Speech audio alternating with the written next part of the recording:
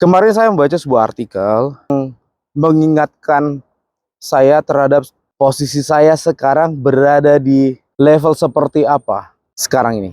Artikel itu memberikan sebuah gambaran bahwa pada umumnya di sebuah perusahaan itu ada dua tipe individu, regardless posisinya apa, baik itu posisinya rank and file, supervisor, sampai manager. Dua tipe individu itu yakni tipe driver dan tipe passenger. Kita sudah bisa memahami kemana arah artikel yang saya baca kemarin. Sebuah perusahaan mempercayakan kita untuk menjadi bagian dari usaha mencapai target yang maksimal. Nah, sekarang coba kita cek lagi apakah kita driver atau passenger. Kita kupas sedikit ya. Driver sudah jelas nih. Kalau kita misalnya sebagai driver, pasti kita orang yang menentukan nih arahnya kemana, membawa perusahaannya kemana, mau selamat atau tidak, mau hasilnya bagus atau tidak, mau hasilnya tinggi dengan tingkat efisiensi, profitable yang tinggi atau tidak. Si driver yang menentukan.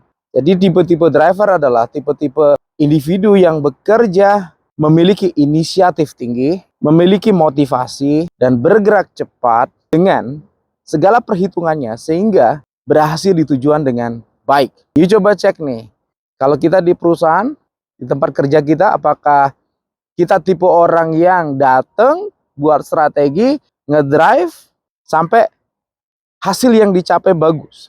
Atau tipe yang kedua itu ini passenger.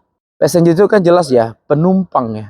Datang ke tempat kerja tanpa strategi dan hanya ngikutin apa saja perkembangan yang ada di dalam. Ngikutin flow saja. Ya syukur-syukur kalau misalnya hasilnya baik, kita bisa menikmati. Nah, kita bisa melihat nih, apakah ada teman-teman kita atau kita sendiri dikategorikan sebagai passenger. Biasanya passenger ini tidak memiliki inisiatif tinggi. Dia selalu mengikuti apa yang diperintahkan oleh orang. Dia tidak akan memiliki inisiatif motivasi tinggi untuk melakukan hal yang lebih. Kenapa? Karena pada sejatinya dia hanya ingin duduk tenang, mengikuti apa yang sudah diarahkan. That's it. Syukur hasilnya bagus, luar biasa. Kalau nggak bagus ya apalah yang mau dibuat. Kan begitu. Nah, ini sebuah reminder buat saya sendiri sebagai individu, apakah saya ada di level itu atau tidak. Nah, sekarang kita tinggal lihat diri kita berada di mana, apakah kita di kategori sebagai driver atau passenger.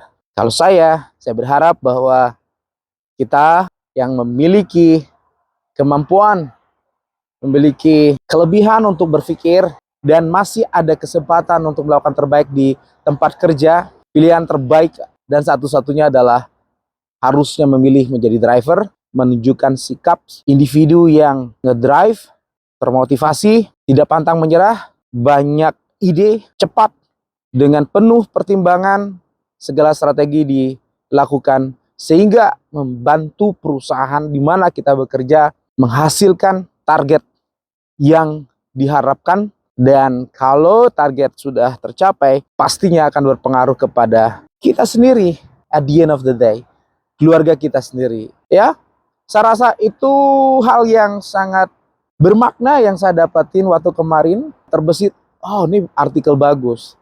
Ya mudah-mudahan ini juga bermanfaat sebagai reminder untuk kita semua. Yang pastinya untuk diri saya sendiri pertama. Salam dari Berlin, 7 Maret 2025.